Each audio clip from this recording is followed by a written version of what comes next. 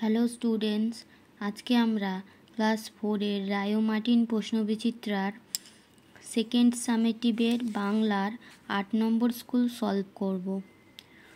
তো এসো ভিডিওটি শুরু করি। দেখো 1 নম্বরে আছে নিচের প্রশ্নগুলির উত্তর দাও যে কোনো 13টি। আমি সবগুলোই করে দিয়েছি, ঠিক আছে। ক নম্বর, আমাজনের বাসিন্দারা কাকে জলের দেবতা মানে? কয়ের উত্তর হলো আমাজনের বাসিন্দারা বোতোকে জলের দেবতা বলে মানে। খ নম্বর, টমবয় কথার অর্থ কী? ক্ষয়ের উত্তর দেখো, টমবয় মেয়ে বলতে এক কথায় বলা যেতে পারে ডানপিটে বা দুর্দান্ত প্রকৃতির মেয়ে, ঠিক আছে। এরপর গ নম্বর, কবি সত্যেন্দ্রনাথ দত্ত কী নামে পরিচিত? গয়ের উত্তর, কবি সত্যেন্দ্রনাথ দত্ত ছন্দের জাদুকর নামে পরিচিত। ঘ নম্বর, রবি ঠাকুরের ভাইপোর নাম কি? ঘয়ের উত্তর, রবি ঠাকুরের ভাইপোর নাম অবনীন্দ্রনাথ ঠাকুর। তারপর নম্বর, কত সালে ক্যাপ্টেন স্কটের জন্ম হয়? উমর উত্তর দেখো, 1868 খ্রিস্টাব্দে 5ই জুন ক্যাপ্টেন স্কটের জন্ম হয়। এবার চ নম্বর, উবা কোন শহরকে বালির দেশ বলে বুঝিয়েছে? চয়ের উত্তর, উবা কলকাতা শহরকে বালির দেশ বলে বুঝিয়েছে।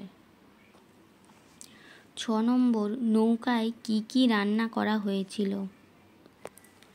ছয়ের উত্তর, নৌকায় ভাত আর মাছের ঝোল রান্না করা হয়েছিল। এবার দেখো জ নম্বর, কার কাছে মেঘ জল ও ছায়ার প্রার্থনা করা হয়েছে? জ নম্বরের উত্তর, আল্লাহর কাছে মেঘ জল ও ছায়ার প্রার্থনা করা হয়েছে। তারপর ঝ নম্বর, শুক্তি সওদাগরকে কি নজরানা দেবে? ঝয়ের উত্তর, শুক্তি সওদাগরকে মুক্তামালা নজরানা দেবে।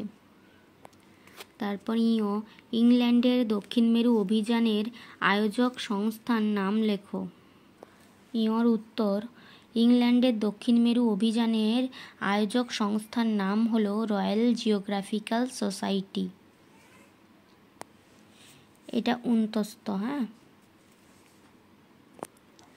তারপর ট নম্বর, শম্ভুর দাদু বন থেকে কি কি খুঁজে আনে?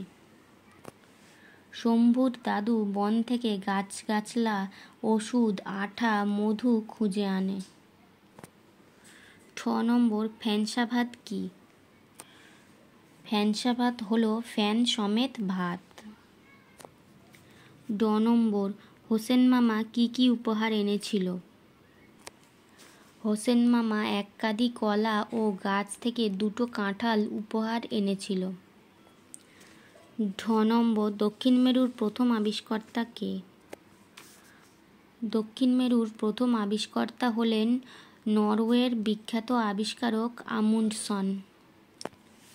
এরপর 2 নম্বর, শূন্যস্থান পূরণ করো। ক, ক্যাপ্টেন স্কট এর মৃতদেহের সঙ্গে তার ডায়েরি পাওয়া যায়। খ, হাড়ভাঙা পাতার গাছ শুশনি পাহাড়ের মাথায়। গ, সে গাছ কোমর বেঁধে আমাদের আগে আগে গাছে উঠে যায়। ঘ, নন্দীদের বাঁধানো ঘাট থেকে ধুধু বিল দেখা যায় বহু দূর পর্যন্ত। এবার দেখো শব্দার্থ লেখো। টমবয়, নাইয়রি, দঙ্গল, অচেতন আর আস্তানা। 3 শব্দার্থ দেখো। টমবয় মানে হলো ডানপিটে বা দুর্দান্ত প্রকৃতির মেয়ে। খ, নাইয়রি হলো পূর্ববঙ্গের কোনো বধূর নদীপথে বাপের বাড়ি যাত্রা। গ নম্বর, দঙ্গল মানে হলো দল। তারপর ঘ নম্বর, অচেতন হলো অজ্ঞান। আর নম্বর, আস্তানা হলো বাসস্থান। তারপর 4, লিঙ্গ পরিবর্তন করো। ভ্রাতা, দাদু, প্রবীণ আর পিসে মশাই। দেখো ভ্রাতা হবে ভগিনী, ভ্রাতা মানে ভাই, ভগিনী মানে বোন। দাদু হবে দাদি, প্রবীণ হবে প্রবীণা আর পিসে মশাই হবে পিসিমা। এরপর বাক্য রচনা করো 5 নম্বরে। ক, রাস্তা। রাস্তার ধারে একটা বড় বট গাছ ছিল। ফ্যানসা ভাত। ফ্যানসা ভাত একটি পুষ্টিকর খাদ্য। ঠিক আছে, এবার দেখো 6 নম্বরে বিপরীত শব্দ। সৎ, দাতা, নবীন আর শহর। বিপরীত শব্দ দেখো, সৎ হবে অসৎ, দাতা হবে গ্রহিতা, নবীন হবে প্রবীণ, শহর হবে গ্রাম। তারপর 7 নম্বর এলোমেলো বর্ণগুলি সাজিয়ে শব্দ গঠন করো। প্রথমটা হবে মিয়াও, তারপরে খ নম্বর হবে বনবেড়াল, গ নম্বর হবে শিক্ষক, ঘ নম্বর হবে বিদ্যালয়। তারপর 8 নম্বর সন্ধি বিচ্ছেদ করো। দেবালয় আর শুভেচ্ছা। সন্ধি বিচ্ছেদ হবে, দেবালয় হবে দেবযুক্ত আলয় আর শুভেচ্ছা হবে শুভযুক্ত ইচ্ছা। তারপর দেখো 9 নম্বর নিচের বাক্যগুলিতে কোন বচনের ব্যবহার হয়েছে তা লেখো। ক নম্বর গোটা গ্রাম ভেঙে পড়ে আমাদের ঘিরে, এটা বহুবচন। খ নম্বর যে যার বাড়ি ফিরে যায়, এটা একবচন। গ নম্বর মাঝিরা নাকি নুন বেশি খায়, এটাও বহুবচন। ঘ নম্বর ছেলেরা মাঠে ফুটবল খেলছে, এটাও বহুবচন। এবার দেখো 10 নম্বর নিচের বাক্যগুলির মধ্যে থেকে কর্তা, কর্ম ও ক্রিয়াপদগুলি চিহ্নিত করো। ক নম্বর আমি ওষুধ বলে দিচ্ছি। এখানে আমি হলো কর্তা, ওষুধ হলো কর্ম আর বলে দিচ্ছি হলো ক্রিয়া। খ, দাদুকে আমি ভালো করে তুলব। আমি কর্তা, দাদুকে কর্ম আর ভালো করে তুলব হলো ক্রিয়া।